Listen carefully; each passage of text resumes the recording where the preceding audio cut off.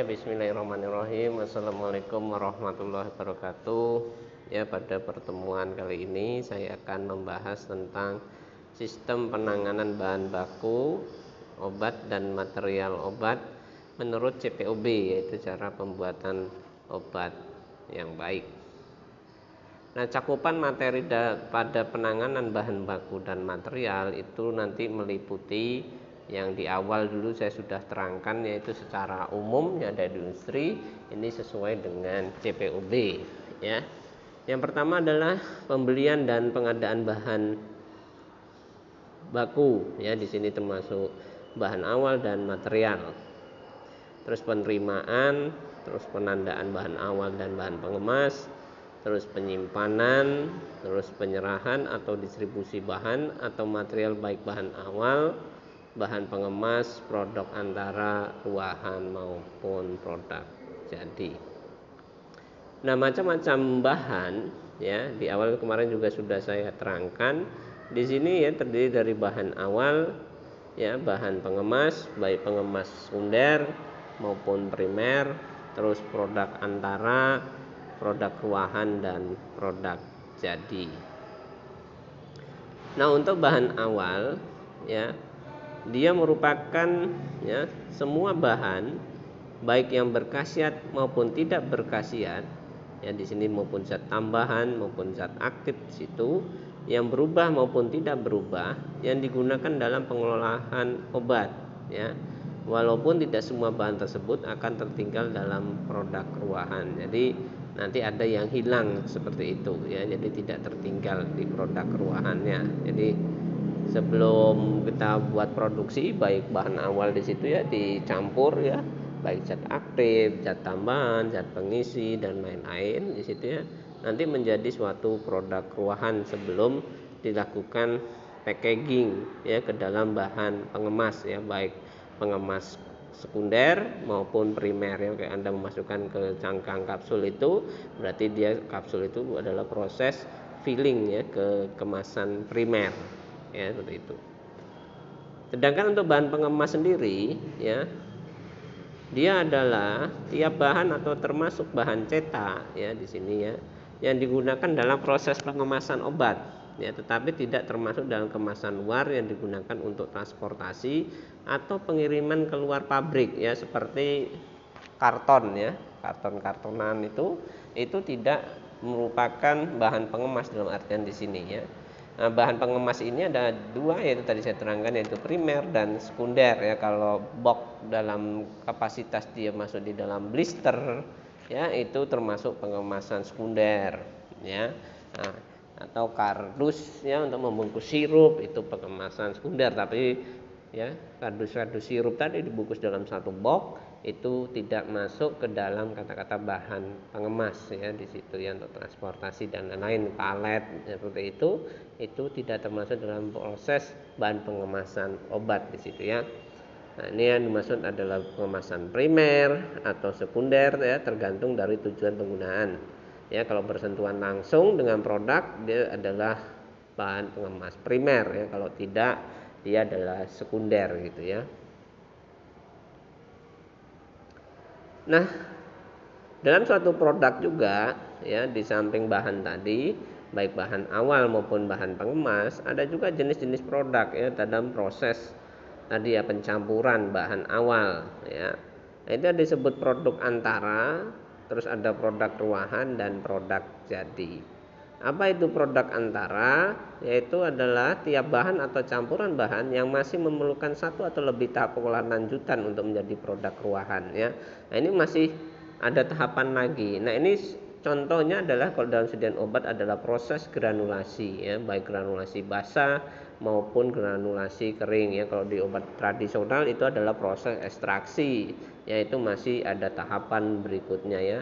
Ya, kalau di granulasi basah dia masih ada tahapan ya, tahapan apa namanya ya, uji-uji di situ ya, untuk bagian QC waktu alir ya, kecepatan alir ya, terus misalnya kalau granulasi basah atau kering itu ya, proses pencetakan tablet ya, nah, menjadi produk ruahan, yaitu produknya adalah tablet tadi ya, kaplet dan lain-lain di situ.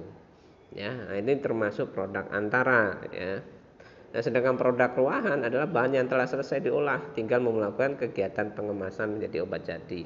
Jadi dia masih dalam bentuk yang belum dikemas ya, baik dikemas oleh kemas primer maupun sekunder di situ ya. Jadi seperti tablet ya yang masih keluar dari mesin cetak di situ ya. Nah, itu belum dilakukan pengemasan ya, di situ termasuk produk ruahan. Nah, apabila sudah dilakukan pengemasan, dimasukkan ke dalam blister, misalnya pada proses filling kapsul ya, cangkang kapsul itu primer ya. Kalau sudah masuk cangkang kapsul berarti sudah terjadi produk jadi ya. Nah, ini di situ ya. Nah, kalau produk jadi adalah produk yang melalui seluruh tahap proses pembuatan. Jadi sudah selesai sampai ke finishingnya, yaitu baik pengemasan primer maupun pengemasan sekunder. Jadi kita bisa lihat di situ ya, produk itu ada 3 ya dalam sediaan obat, ada produk antara, ruahan, dan produk jadi itu sendiri. Nah, kita mau tahu nih ya konsep alur ya barang. Dari barang di sini termasuk tadi bahan awal, bahan pengemas ya sampai menjadi suatu produk jadi ya. Jadi bagaimana nih ya alur barang ini ya masuk ke dalam pabrik ya, industri farmasi. Jadi barang masuk ke industri farmasi ya, kemarin kita sudah bahas ya. Jadi barang-barang ya seperti bahan itu sudah diorderkan terlebih dahulu ya oleh bagian business development biasanya ya, untuk mengorderkan ya barang-barang benar kesediaan yang ada oleh kebutuhan oleh produksi biasanya ya, bagian produksi yang ingin memproduksi sehingga nanti kebutuhannya berapa diberikan oleh bagian business development biasanya ya untuk diorderkan. Jadi tiap-tiap industri berbeda-beda ya bagiannya, tapi alurnya sama ya. Jadi penerimaan barang itu datang ya, nanti diujikan biasanya ya, ditahan dulu di situ ya, masuk di karantina terlebih dahulu, di sampling ya, nanti kita lihat samplingnya, pengambilan sampling di situ ada ruang sampling ya. Nah, itu diambil samplingnya, diujikan ya berdasarkan COA-nya ya, berdasarkan metode yang baku ya, misalnya dalam Farmakope Indonesia maupun USP. Kalau barang tadi sesuai itu diloloskan ya, kalau dia tidak sesuai ditolak ya, nanti dibuat berita acara atau recording ya penolakan dari bahan tadi apa.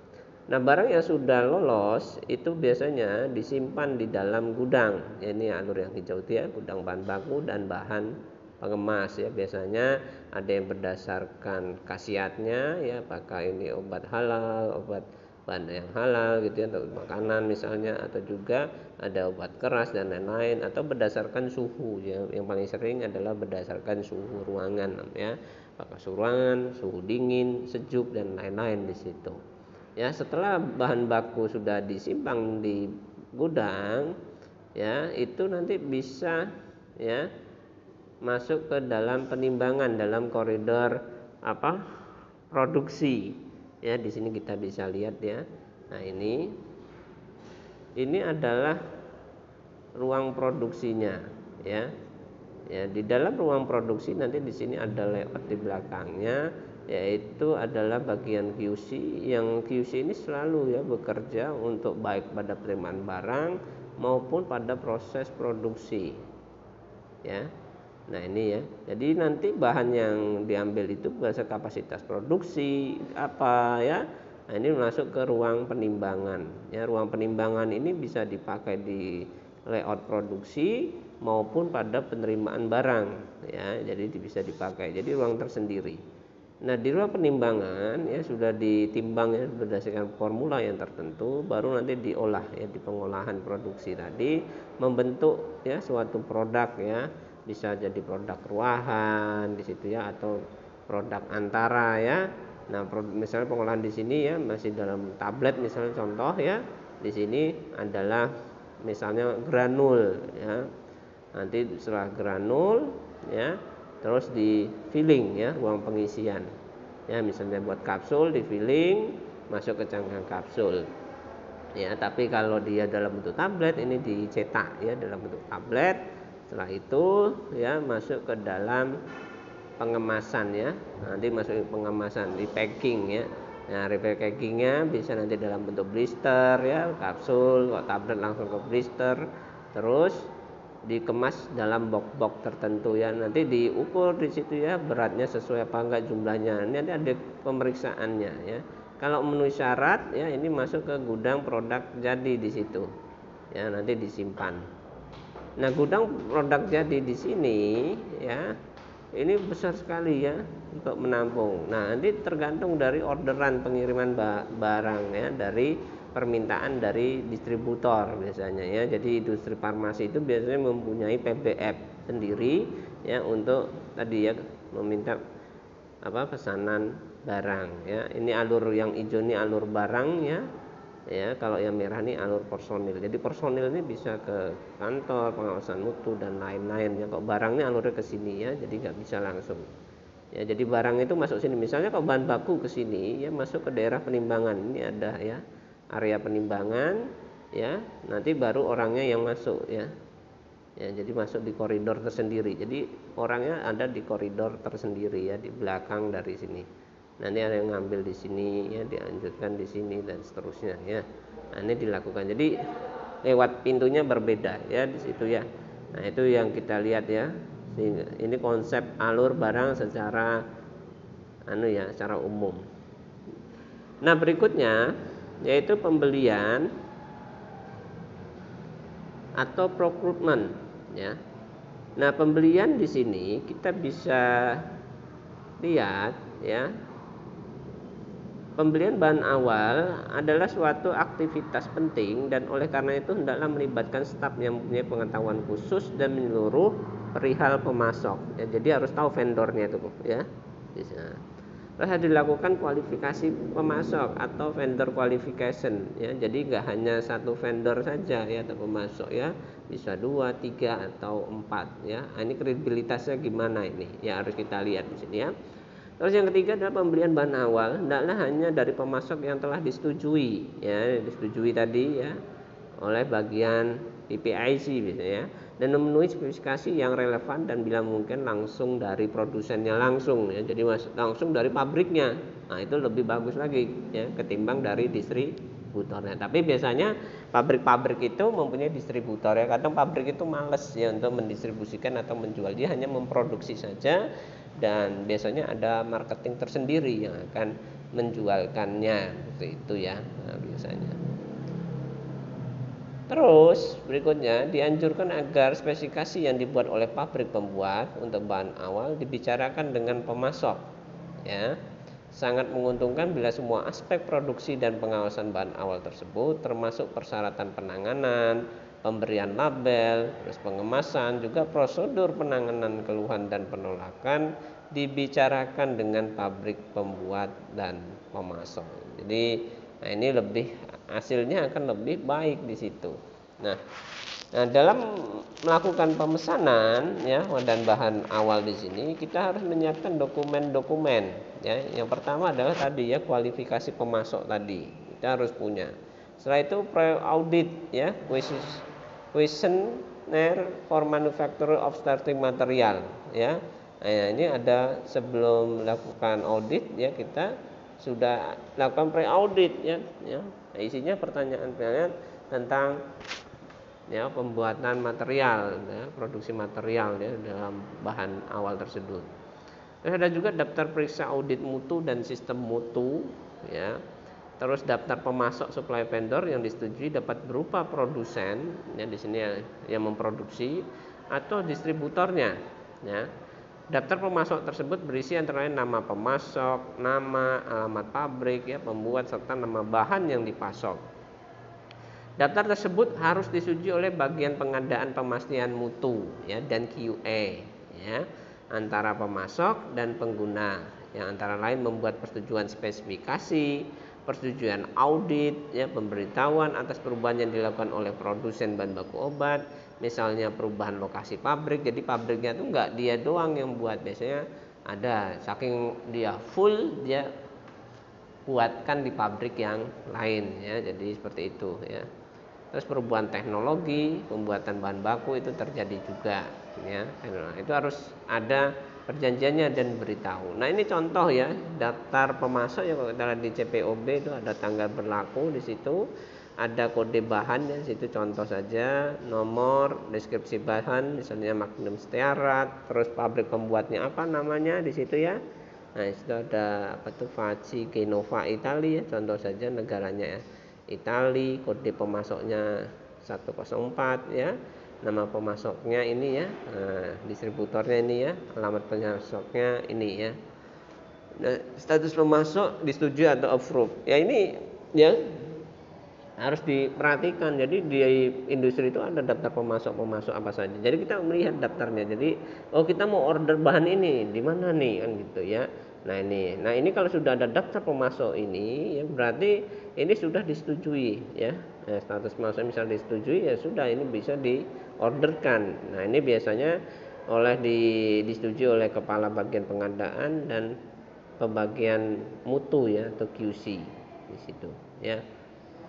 Nah, terus penerimaan bahan ya, kalau barang tadi sudah diorder ya, sudah melalui daftar pemasok dan sesuai, barang akan datang gitu ya, tadi sesuai alur tadi ya. Nah, pada tiap penerimaan adalah dilakukan pemeriksaan visual ya tentang ya sifat fisik ya di situ ya, kondisi umum, keutuhan wadah, segelnya masih tersegel enggak, ada ceceran enggak, terus kemungkinan ada kerusakan bahan ya, karena tadi kalau segelnya terbuka ada ceceran, bahannya danu juga mudah rusak.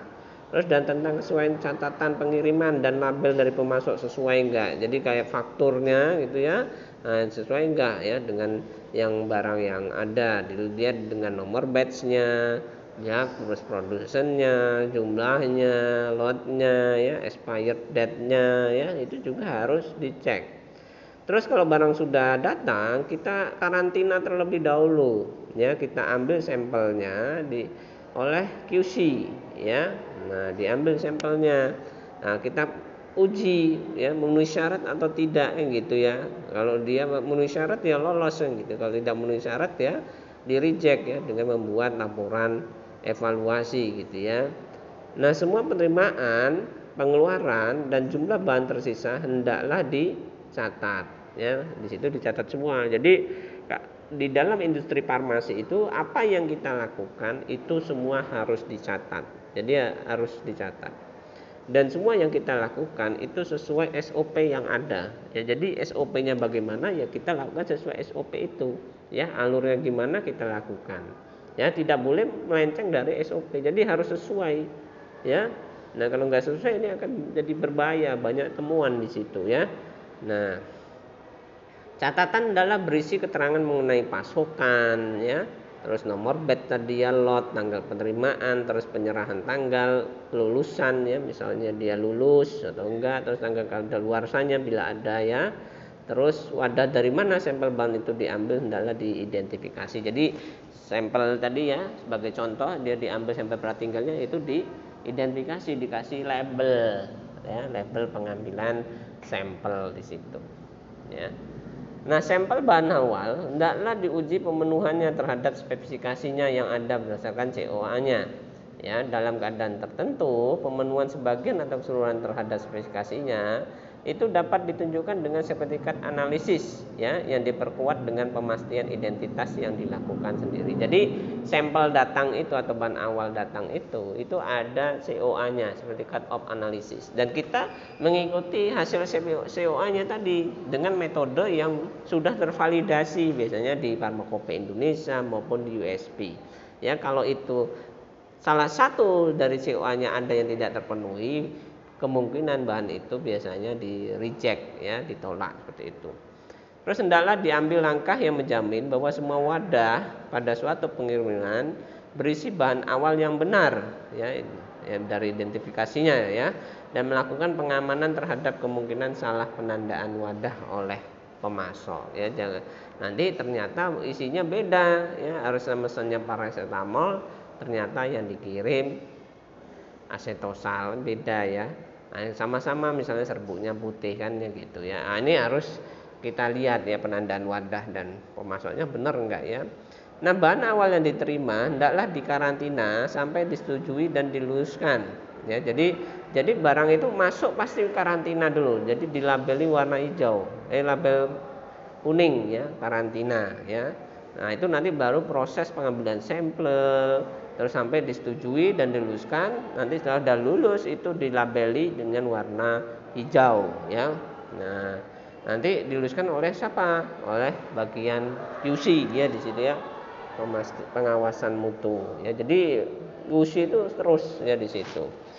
Nah, ini adalah contoh ya di CPOB itu desain gudang penyimpanan ya. Nah, kita bisa lihat di situ ya. Ada ruang, tiap masuk ke ruang gudang itu ada ruang antara ya.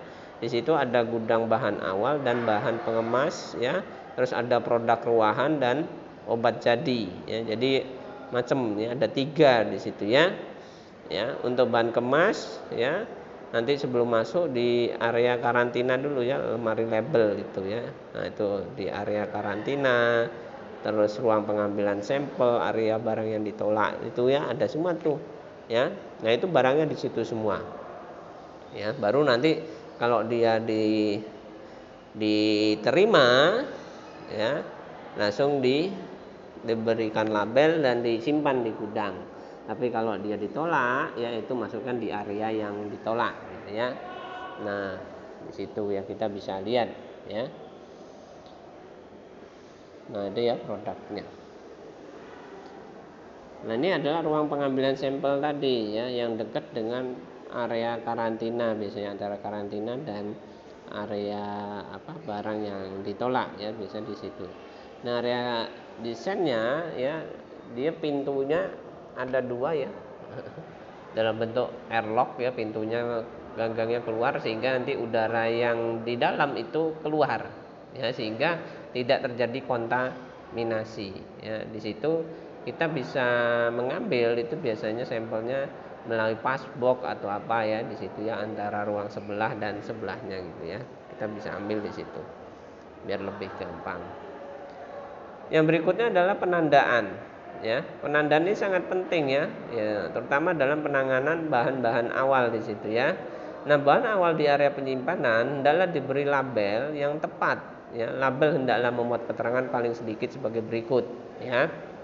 Ada nama bahan, terus ada nomor kode bahan, nomor batch ya, status bahan, apakah dia dikarantina, sedang diujikah, atau diluluskan atau ditolak, itu harus ada. Jadi ditempel itu ya di bahannya tadi ya. Tanggal kadaluarsa atau tanggal uji bila perlu ya ditempelkan. Ini ujinya tanggal berapa ya, kadaluarsanya berapa, itu kita tempelkan juga ya. Biasanya ada di labelnya ya. Label di sini yang menunjukkan status bahan awal hendaklah ditempelkan hanya oleh personil yang ditunjuk oleh kepala QC ya. Untuk mencegah kekeliruan, label tersebut hendaklah berbeda dengan label yang digunakan oleh pemasok ya. Misal dengan mencantumkan nama atau logo perusahaan, biasanya warnanya sama ya, tapi yang berbeda adalah logonya gitu ya. Bila takutnya apa, di sana ya perusahaannya sana itu lolos gitu ya, pas masuk ke kita sampelnya itu tidak lolos gitu. Kalau kita tidak ada logo perusahaan di situ atau logo identik di label kita yang sama-sama warnanya itu ya, nah, takutnya nanti dianggap lolos ya, gitu. Ternyata dia nggak lolos gitu ya. Jadi harus diperhatikan di situ ya. Nah, bila status bahan mengalami perubahan, maka label penunjuk status hendaklah juga diubah. Misalnya nih ya, barang itu datang terus dikarantina, dikasih label kuning. Setelah itu lolos ya, dikasih label hijau. Jadi yang kuningnya dicabut, diganti label hijau. Berarti ini obat bahannya sudah lolos ya. Nah, ini contoh ya, bahan baku nih, misalnya datang nih paracetamol di situ. Nah, ini barang datang kita langsung karantina ya, kita sampling ya, terus dikasih label ya, label karantina berwarna kuning, terus diisi identifikasinya di situ, nomor batch-nya, tanggal keluarsanya ya, beratnya berapa, itu ditulis di situ ya. Nah, setelah itu baru diujikan dulu. Nah, ini ya label status bahan awal ya, ini untuk bahan ya. Nah, ini nanti ada PT kita apa gitu ya. Nah, ini ada tulisan karantina. Nama bahannya apa? Misalnya paracetamol, kode bahannya berapa ya, nomor penerimaannya berapa, tanggal penerimaan, nomor wadahnya berapa. Ya kita ambil tuh ya. Nah, nomor wadah berapa dari berapa. Ya kan misalnya di situ ada 10 ya, 10 tabung ya wadah ya. Kita ambil nomor 1 ya dari 10 gitu ya, kita tulis ya di situ. Berat total penerimaannya berapa di situ ya, nanti ditimbang lagi di situ ya. Nah, ini kalau produk jadi seperti ini ya, nama produknya apa? Misalnya paracetamol tablet. Nomor bednya berapa? Jumlah kartonnya berapa? Biasanya nomor bed itu kan berapa karton gitu ya. Nah, itu ditulis nomor peletnya dari berapa pelet, tanggalnya dan paraf. Tempelin juga ya, produk jadi itu kalau kita produksi terus barang itu nggak langsung ya, kita karantina juga ya untuk produk jadi saja ya. Nah, ini yang hijau ya, kalau sudah dikarantina diuji, terus kalau dia lulus dikasih label kuning tadi kita cabut, kita kasih label kuning berarti diluluskan ya, nama produknya apa, uji bahannya berapa, tanggal diluluskan, petugas berwenangnya siapa ya. Nah, ini adalah apa untuk produk terusannya ya, nomor bed dan tanggal luarsanya. Jadi ini sama, terus ada lagi yang kecil-kecil ditempelin seperti itu. Nah, kalau dia tadi dikarantina diuji tidak sesuai dengan COA-nya ya, itu langsung ditolak ya, dikasih label warna merah ya, nama produknya, nomor bed, tanggal pengeluaran dan petugas yang berwenang. Nah, itu yang kita perhatikan. Jadi ada 3 label ya yang harus diperhatikan pada bahan yang datang. Ada yang label kuning untuk karantina, label hijau kalau diterima, label merah kalau ditolak. Nah, sampel juga pas diambil pengalaman pengujian di karantina nanti kasih label kuning juga. Setelah itu di sampel diambil kita kasih label putih juga ya. Berarti sampel ini telah diambil ya. Nah, ini diambil untuk diujikan kan gitu. Jadi ditempel juga. Jadi biar tahu nih sampel yang mana kan gitu ya. Nah, itu harus kita tempelkan ya. Nah, setelah kita ambil ya, kita ambil tadi bahan bakunya tadi ya, pada pengambilan sampling tadi. Nah, ini kita lakukan penimbangan ya kan, nama bahannya apa, kode bahannya apa, beratnya berapa dan lain-lainnya. Nah, itu kita tempelkan ya. Untuk produk ruangan antara juga kita tempelkan. Jadi seperti itu ya, untuk penimbangan kita tempelkan juga ya di label itu. Jadi akan jelas di situ ya. Nah, kalau yang itu kan data dari sana ya, dari sini kan beda gitu ya. Nah, ini yang harus kita perhatikan ya, sesuai atau enggak. Takutnya enggak sesuai, itu yang sangat berbahaya, karena kalau sudah masuk sampel itu sudah masuk ke gudang diterima, nanti diproduksi itu akan berbahaya ya kalau tidak memenuhi syarat tadi. Jadi penanganan bahan baku ya, bahan awal ini sangat penting ya untuk proses ke arah produksi ya. Nah, ini ya, kalau penanganan bahan bakunya salah ya, maka kedepannya akan salah terus ya. Ini yang harus diperhatikan. Kalau ini aman berarti kedepannya aman gitu ya. Ya sesuai saja gitu ya, jadi akan gampang di situ ya. Jadi ini adalah titik dasarnya, yaitu pengadaan dan penyimpanan dan perlakuan terhadap bahan baku di industri farmasi itu harus memang diperhatikan ya. Nah, penyimpanan juga setelah lolos tadi kita simpan kan gitu ya. Nah, ini kita simpan ya sesuai persyaratan tadi ya, COA-nya dan bahan baku tersebut. Nah, ini penyimpanannya berdasarkan suhu ruangan, suhu berdingin AC, suhu dingin dan suhu beku di situ. Nah, simpan bahan awal pada rak bahan awal yang telah ditentukan dengan nama bahan yang tertera pada rak tersebut ya. Jangan menaruh bahan awal di lokasi yang tidak sesuai dengan nama bahan awal yang tercantum pada rak tersebut. Jadi harus sesuai tuh ya, di bagian rak-raknya ini namanya paracetamol ya, kita masukkan di situ. Ini metformin kita masukkan ke situ dan seterusnya. Nah, bahan awal tidak boleh disimpan langsung bersentuhan dengan lantai gudang ya. Simpan bahan di awal di atas rak. Jadi dia di atas palet ya. Kalau yang sederhana itu palet ya. Bisa palet, biasanya palet plastik atau palet kayu, baru ditaruh karton-kartonnya ya. Atau juga ada yang dalam bentuk permanen ya, seperti rangka besi ya, tapi bawahnya itu kosong ya, jadi ada udara di bawah ya, jadi tidak langsung bersentuhan. Takutnya nanti ada cairan yang nempel di bawah akan mempengaruhi tadi ya bahan baku tadi. Kalau di atas dia akan lebih aman, lebih safety gitu ya. Nah, gudang penyimpanan bahan awal harus selalu dipantau kondisinya sehingga selalu memenuhi persyaratan. Ya, itu harus dipantau biasanya ruangannya. Ya, suhu ruangan harus dicek ya. sesuai enggak ya. Kalau dia harus kita cek misalnya suhunya 25 ya kita setting tuh ruangannya dengan AC suhu 25 derajat Celcius. Nah itu harus kita lihat ya, ada termometer ruangan di situ dan pengatur ruangan. Jadi harus kita lihat. Kalau takutnya nggak sesuai nanti akan merusak tadi ya bahan baku tadi ya. Terus semua bahan awal yang ditolak adalah diberi penandaan yang mencolok tadi yang warna merah tadi, ditempatkan terpisah dan dimusnahkan atau dikembalikan pemasoknya. Jadi kita pemberitahuan dulu, nih ini barangnya saya tolak karena tidak sesuai ya dari distributornya. Nah distributor ini mau dikirim balik atau mau dimusnahkan di sini biasanya kan. Nah kalau distributornya oh ya sudah tinggal di situ ya berarti kita musnahkan di situ dengan berita acara pemusnahan ya. Nah ini dipoto barangnya terus berita acaranya seperti itu.